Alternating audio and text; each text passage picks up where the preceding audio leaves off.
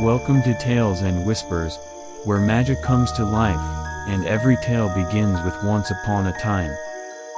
Dive into a world of enchanted forests, brave heroes, clever creatures, and timeless legends. From beloved classics to hidden gems, we bring fairy tales to life through vivid storytelling, soothing narration, and immersive soundscapes. Subscribe and step into the land of wonder, where imagination knows no bounds, and every story has a little magic. The Moonflower and the Silver Fox. Chapter 1. The Girl at the Edge of the Forest. Long ago, in a forgotten corner of the world, there was a village cradled in the arms of the whispering woods. The trees were old and wise, their leaves rustling like pages of a great book. The wind there sang in soft voices, telling tales only the patient could hear. And deep within the woods, there bloomed a single, enchanted flower, the Moonflower. This flower, according to legend, bloomed once every 100 years on the night of the silver full moon. It was said that whoever found it in bloom, and whose heart was free of greed, would be granted one wish, no matter how impossible. In this village lived a quiet girl named Elira. She was not like the other children, who laughed and played in the fields.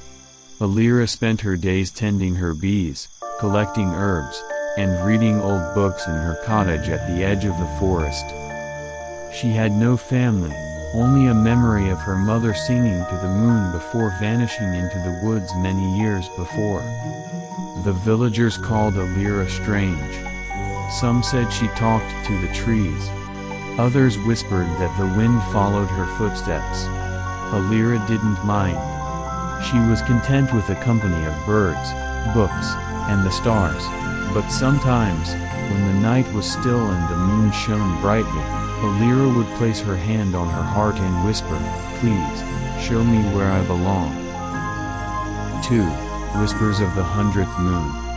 As the 100th year approached, excitement spread through the village like fire on dry leaves. Children made lists of wishes, golden ponies, flying boots, endless pies. Adults dreamed of riches, fame, and eternal youth.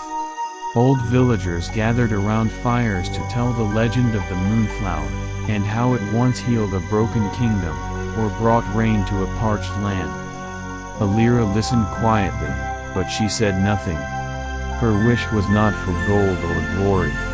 It was small and simple, to know where her heart truly belonged. A place, a purpose. On the eve of the full moon, the forest grew silent, too silent. Birds hushed their songs. The wind held its breath. Even the stars seemed to wait. That night, Elira could not sleep. A strange pull tugged at her chest, like a string of silver light leading her into the woods. She stepped out into the moonlight, barefoot and wide-eyed, and followed the feeling. Chapter 3. The Glade of Light. The deeper she walked, the more the forest changed. The trees grew taller and seemed to lean toward her, as though guiding her path. A soft, silver glow shimmered on the moss, lighting the way like fallen stars. At last, she came upon a secret glade she had never seen before. It was circular, with stones like teeth bordering its edge. In the very center stood a flower unlike any other, a tall, graceful bloom with petals that shimmered like spun moonlight. The Moonflower. Elira stepped closer, awestruck. It gave off a soft hum, like music from another world. But she was not alone. A creature stepped from the shadows. A silver fox, with fur that glowed and eyes that held the whole night sky in them. He was not afraid of her. In fact, he bowed. "You have found the Moonflower," he said, his voice soft and deep, like velvet wind. "Many have searched for it. Many will come. But it does not bloom for the greedy." Elira lowered her gaze. "I don't want gold or power," she said. I only want to find where I belong." The fox tilted his head. "That is a rare wish." Suddenly, footsteps crashed through the underbrush. Villagers, breathless and wild-eyed, entered the glade. Some held nets. Others had tools. All of them stared at the moonflower. "There it is!" cried one. "It's mine." "No, mine. I found it first." They pushed and shouted, each trying to reach the flower. But no matter how close they got, their hands passed through it like mist. Only Elira saw what happened next. The moonflower turned toward her, its petals opening wider, revealing a glowing heart at its center. It pulsed once, twice, then released a strand of silver light that touched her chest. The fox stepped beside her. "The flower has chosen," he whispered. "Your wish will be granted. But not how you expect." Chapter 4, A New Shape, A New Song. The villagers shouted in confusion as the moonflower vanished in a swirl of moonlight. The glade dimmed. The air grew still. Elira stood in silence, staring at her hands except they were no longer hands. She looked down. Silver paused.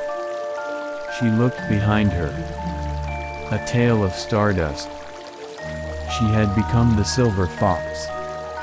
At first, she panicked. She tried to speak, but only a quiet bark came out. She tried to run, and the forest moved with her, as if greeting an old friend.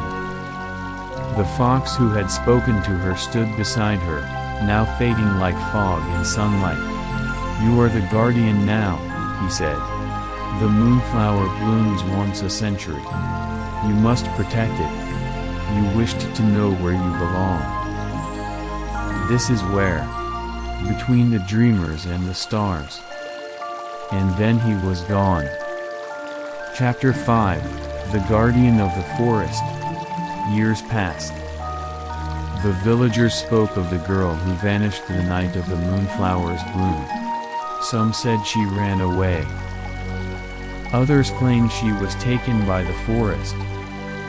But the children, especially those who wandered too far into the woods, told a different story.